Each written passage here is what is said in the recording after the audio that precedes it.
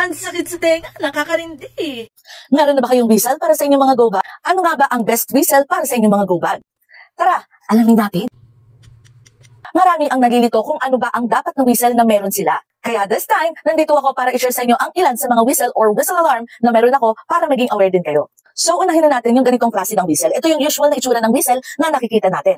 Kung kayo ay bibili ng mga whistle para sa inyong mga go bag, make sure na ang whistle na gagamitin nyo ay stainless steel. Okay, take note, stainless steel. Bakit? Wag na wag po kayong bibili ng whistle na plastic or made of plastic. Bakit? Dahil habang tumatagal, rumurupok po ang mga plastic na whistle. Siyempre, kapag gagawa kayo ng mga go bag, hinihiling natin na sana hindi natin siya magamit as much as possible. So, siyempre, kapag hindi nyo siya nagamit, hindi nagkaroon ng any sakuna or any calamities, so, ang mga gamit po natin na nasa go bag ay natitenga ng matagal. So, kapag po plastic whistle ang inyong nilagay sa inyong mga go bag, malaki ang possibility na rurupok lang po ang inyong plastic whistle. So, that is why recommended na pwedeng stainless steel ang whistle na gagamitin nyo. Gaano ba kalakas ang stainless steel na whistle? So, ganito po.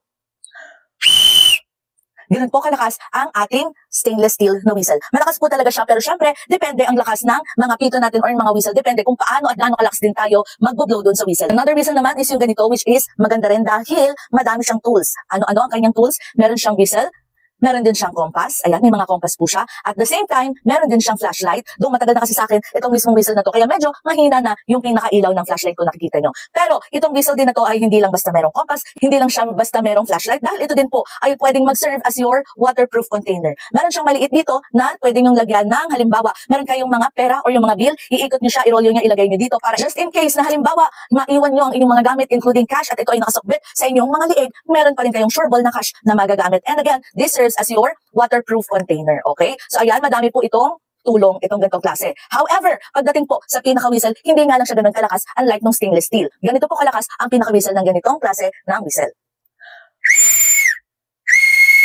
Yun, ganun po siya kalakas. So kung kalakasan lang din naman, mas malakas pa rin yung stainless steel. Pero pagdating naman dito, ang dami na kasing purpose. Okay, ano pa ba ang ibang whistle na pwede kong ma-recommend sa inyo?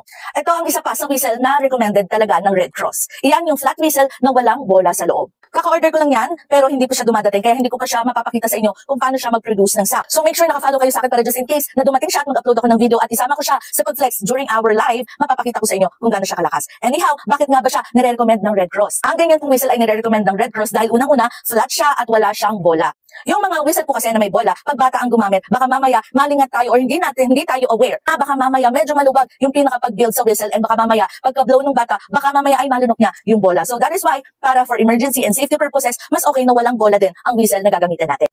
Another thing, ay ang ganyang whistle kasi, it produce 3 different sounds, okay? 3 holes to generate high frequency sound. Ano ba yung 3 frequency sound na yan, ate? Ayan po, ay nag-generate ng soprano-like sound or yung mga high range tone na mga sound. At the same time, yan din ay nag-generate ng alto sound or yung mid-range sound. And last, nag-generate din po siya ng bass sound or yung mga low tone or long range sound. Kaya pag below natin yung whistle, yung 3 holes na yan ay nagpo-produce ng different sound, so mas mabilis po naririnig ng mga rescue dogs. Kaya as much as possible, mas okay na ganito din ang ating gamitin na whistle. Since sound lang din naman ang usapan, i-share ko na rin sa inyo ito pang whistle alarm or safety personal alarms na pwede ninyo magamit. Unahin na natin itong angel wing alarm. Okay, madami nagtatanong ate gaano kalakas paano gamitin ang ating angel wing alarm. Okay, ang kailangan nila pong gawin ay i-pull itong maliit na wings sideways at para tumigil ang sound, ibabalik nyo lang din po siya. Ganito siya kalakas. Okay, ganun po siya kalakas. One more time.